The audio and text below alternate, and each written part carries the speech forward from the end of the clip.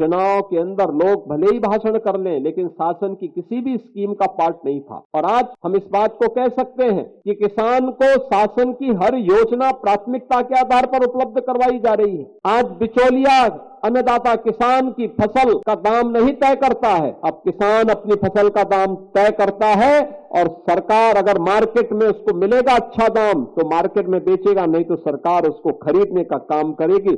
और हमारी सरकार सफलतापूर्वक इन कार्यक्रमों को आगे बढ़ाने का काम कर रही है। उत्तर प्रदेश के अंदर क्या धान की फसल हो, क्या गेहूं की फसल हो, क्या चना हो, क्या सरसों हो, क्या बाजरा हो, मक्का हो, कई गुना उत्पादन बढ़ा है, कई गुना उत्पादन बढ़ा है। लागत कम हुई है, उत्पादन ज्यादा बढ़ा है और यही मुनाफे का आधार है, यही किसान की समृद्धि का आधार है। और इन्हीं बातों को लेकर के अक्सर चौधरी साहब कहा करते थे, अक्सर कहते थे, चौधरी साहब के बारे में ये बात विख्यात थी, और देश के हित में, गांव के हित में और किसान के हित में जो भी बात होती थी बिना हिचक के उसको बोलते थे। उन्होंने कहा था जब तक किसान गरीब रहेगा भारत अमीर नहीं हो सकता। ये चौधरी साहब का वक्तव्य। ग्रामीण भारत ही असली भारत है। भारतवर्ष की समृद्धि का मार्ग देश के खेत एवं खलियान से होकर के गुजरता है, ये भी चौधरी साहब ने ही कहा था। और जागरूक जनशक्ति ही सबल लोकतंत्र का आधार है, यह चौधरी साहब ने ही कहा था। बहनों और भाइयों, इसके लिए जब उन्हें मौका मिला उत्तर प्रदेश सरकार में,